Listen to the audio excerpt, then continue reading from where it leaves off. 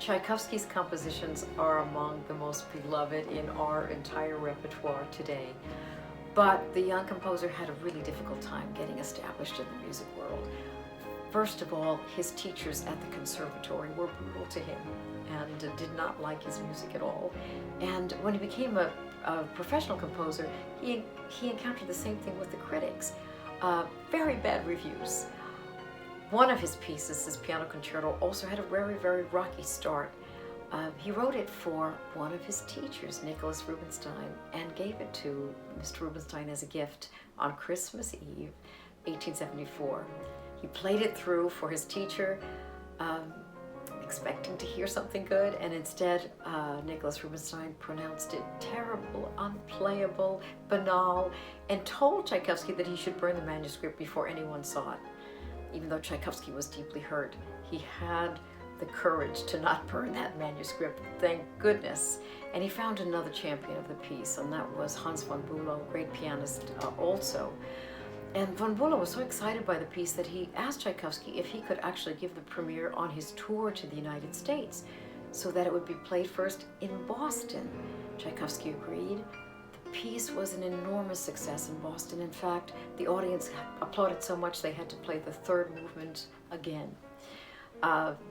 Von Bülow actually sent the first transatlantic cable from Boston to Moscow to tell Tchaikovsky of the success, and a few weeks later it had an equal success, even greater success, in New York City.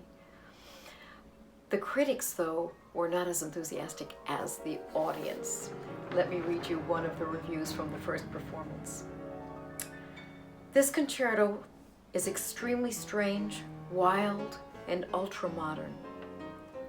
Could we ever learn to love such music? Well, we have. It's become the most beloved piano concerto in the repertoire. Like Tchaikovsky, Sergei Prokofiev was born into Tsarist Russia. But in 1917, when the revolution came, he decided to leave the country and to develop his career in Europe and in the United States, which he did very successfully. But in 1936, for some strange reason, he decided to go back home, maybe just being homesick. And he felt that since he was not involved in politics, he was truly apolitical, that he would be able to flourish as an artist there. Well, he found out to his dismay that things were not very easy there for artists. Joseph Stalin controlled every aspect of life with an iron fist. And in terms of music, Stalin knew only one thing about music, not being a cultured man at all. He knew that music was powerful and that music could control people. So he carefully controlled everything his composers could write. In 1944, the Soviet Union was in a very difficult place in the war. It was, people were starving, people were dying of disease. So Stalin insisted that his composers write pieces that would glorify war and that would glorify the role of the Soviet Union in World War II. Prokofiev refused. He said, war is abhorrent. The artist must glorify life and defend it. And he produced this extraordinary piece.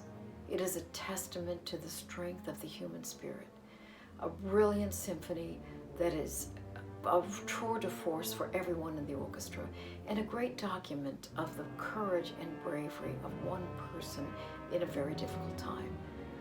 We hope you will enjoy hearing Prokofiev's Fifth Symphony played by our Buffalo Philharmonic.